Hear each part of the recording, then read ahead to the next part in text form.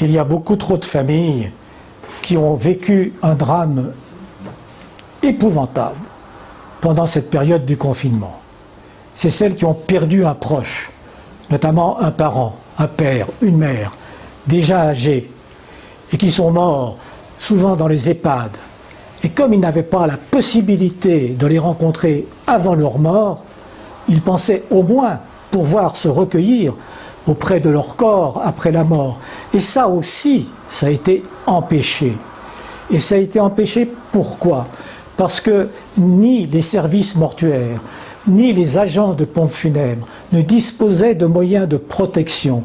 Il suffisait d'avoir des masques, d'avoir des lunettes, d'avoir des surblouses pour protéger ces professionnels.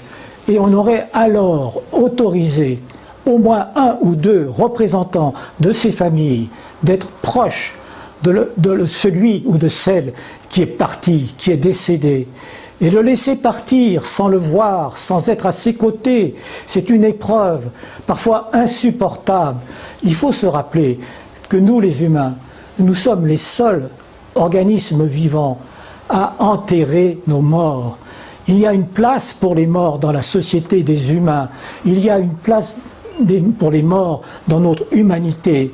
Il y a une transmission des morts vers les vivants, puis des vivants vers les morts. C'est tout ça qu'il fallait respecter. Et ça n'a pas été respecté. On n'a pas permis à toutes ces familles de faire leur deuil.